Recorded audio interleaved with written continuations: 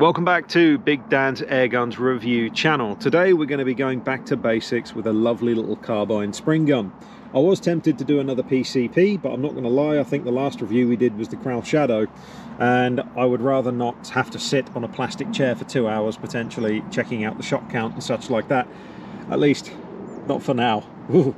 So we're going to be looking at this rather lovely little Springer. Now, this isn't just any Cometa 300 ultra short carbine. This is my Cometa 300 ultra short carbine that I've had for quite a while now. So not only can we give a review on it, we can also give a long-term tested review. That being said, rest assured it's still going to be an honest review. As we always say, no gun is perfect. So with that out of the way, the 300USC. What do you get for your money? So, starting off at the rear of the rifle, we get a rubber recoil pad, probably as you'd come to expect. Next up, we get to the cheek piece, and I will say it is ideally a right-handed gun. Don't get me wrong, the comb isn't too aggressive on the right-hand side.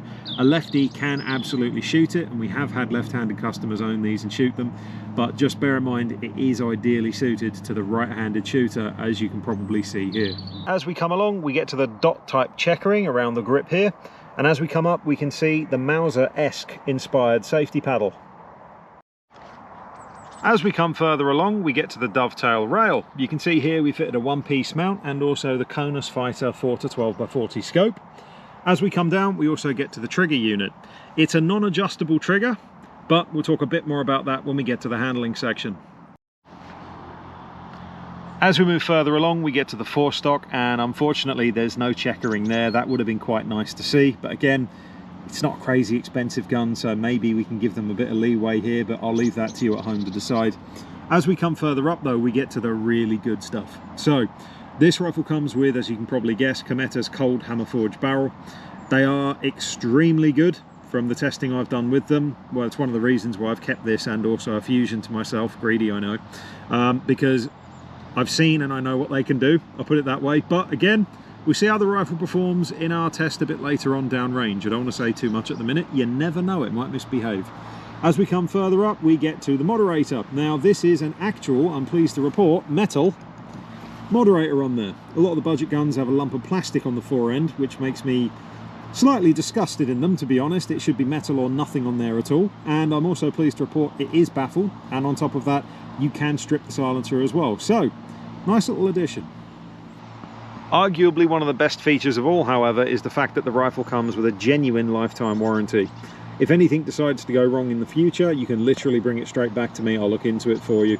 To be fair, the Cometas are pretty reliable air guns, I will say that. It's a spring gun at the end of the day, but you never know. Things can occasionally happen, and it's always nice to know you've got that backup to go with it. So in general, spec-wise, it's a nicely sorted little gun. Might not set the world on fire with features, but at the same time, you've literally got everything that you're going to need to get shooting. That said, I'm not going to sing its praises too much, as it could be an absolute dog downrange as far as we know, and it could handle like the Titanic. So, let's put it in our shoulder and see what we think. Okay, so handling, and what do we think of the little Cometa 300 ultra short carbine? What I would say is, if you've already seen my full fat 300 review, I'll just say it's the exact same, but a bit shorter and a bit lighter. And now, onto the chronograph test. However, if you'd still like to know what this exact one's like, well, we can go into it a little bit, I suppose. So handling wise, it's absolutely, at least when it comes to weight and balance, it's divine. I've got to say that. It is such a lovely little thing to shoulder. It's light, of course, carbines usually are. However, the thing what I love about it is it still keeps that lovely solid feeling that the original rifle had. There's no doubt down to the somewhat chunky stock, which I will mention. The other thing I like about the stock is the fact that the checkering, despite the slightly funky pattern with them dots, actually really does its job quite well. You can see there I wasn't exactly gripping the rifle tightly, but you can still see the indentation of my fingers there. That's nice. I did sort of mention and slightly pick on even the slightly empty, shall we say, forestock. There's nothing going on there. But is it just me? And I promise I'm not shilling for it, even though it's my gun, like I said. But does that actually look really classy with that there? I don't know. I'll leave that up to you. It's a very pretty old school looking rifle, which is why one of the reasons why I fell in love with this. But again, there is no checkering on the front. Could be a positive or a negative depending on what you think. Also, apologies if I'm really squinting at you at this moment in time, looking like Igor, whatever his name was, because the sun is blinding me at this moment in time. So I do apologise about that. But the gun in general is lovely, I've got to say that. There's one or two bits I will mention though. No gun is perfect. So first thing I'll mention is the trigger pull. This has a non-adjustable trigger, as we mentioned earlier. There it is, blind again.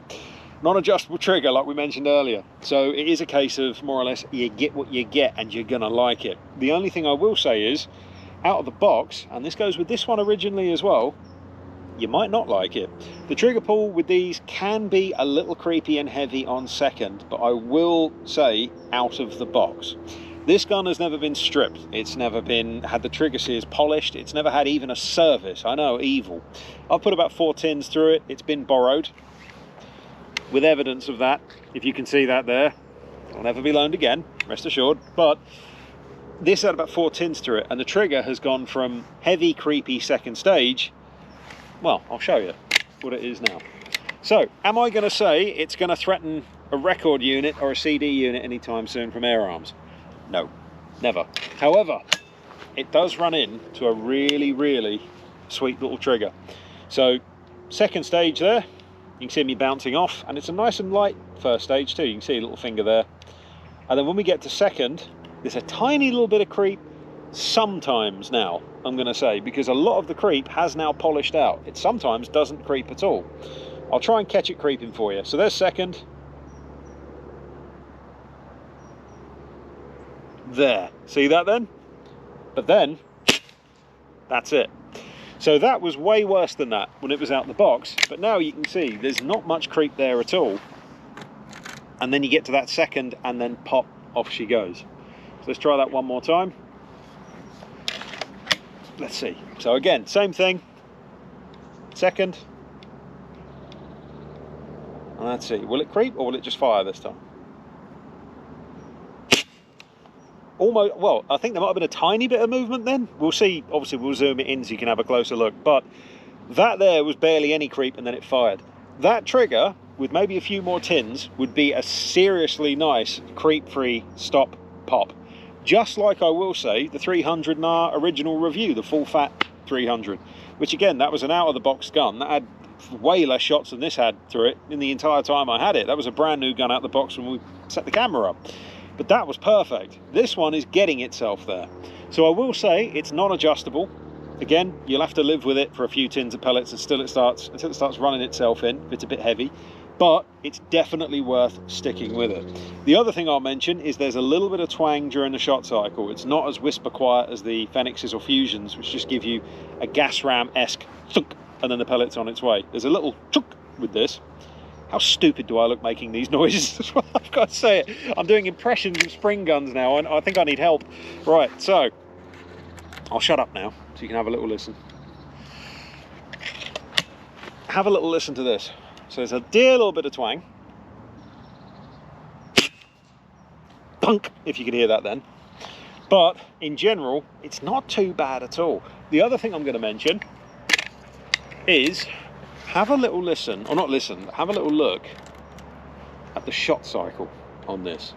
This is the other reason why I absolutely adore Cometa 300s. Nice solid lock up there as well, if you can see that. But this is the reason why I adore 300. So I'm just going to take aim at something generic just down the field now. And what I want you at home to do is I want you to watch the moderator on the end of the barrel. So again, taking aim, not holding it really properly at all, just comfortably. Did you see that? That has got one of the smoothest shot cycles. For again, bear in mind the price of the gun. This is, I will mention it because it is what it is. You can get Virox for twice the price of this rifle. And this gun is, again, don't shoot me in the comments, but is probably every bit as smooth, if not smoother, out the box, well, not out the box, sorry, but untuned, I meant to say, as what they are. Let's do that one more time. That is so sweet, it really is.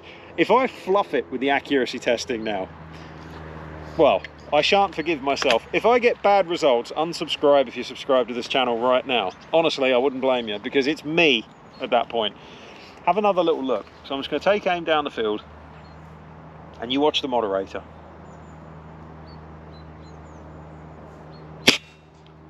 Jesus Christ, it barely moves at all. It's the tiniest little vertical, and that's it. Like I said, I swear to whichever god is up there, this gun has never been stripped ever in its life. Ever. It's just literally polished in. I'll stop because I'm swooning too much now. And again, it could be through the chronograph. I haven't chronoed it in ages. It might be doing 8 foot-pound, which would explain everything. But that is so sweet. And the lock time is quick as well. It's doof, and it's on its way. The other thing I'm going to mention, which is great, is the safety. That safety is quite possibly my favourite safety on any air gun, for the sole reason that, yes, it's not automatic, and I know some people like that, but with this, you just take aim. Let's say your rabbit pops out, safety off, as easy as that. But sometimes, say your quarry gets away, you want to whack the safety back on again. Now with you, again, I will mention fire arcs, but air arms and such as well. Some safeties, you have to press a button in the side and all this sort of stuff.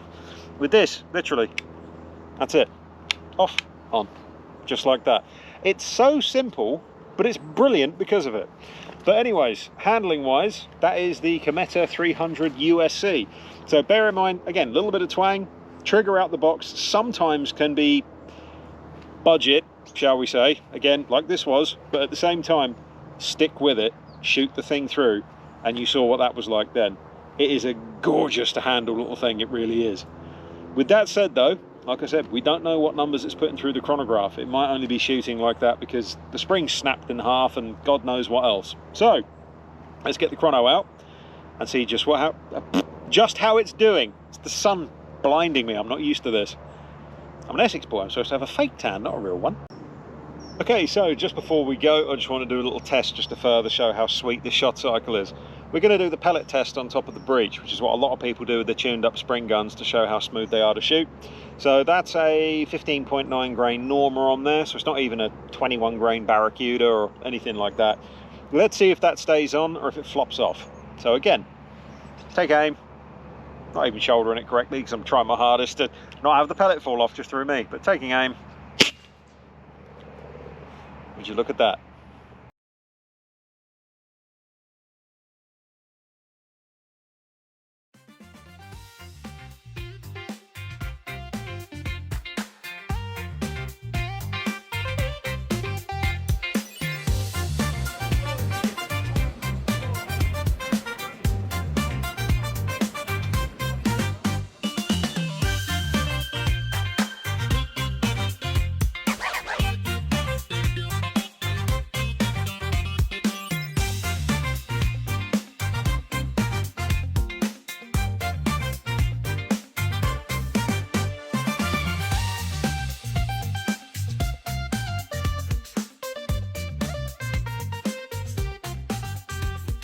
With that out of the way, it's time for accuracy testing.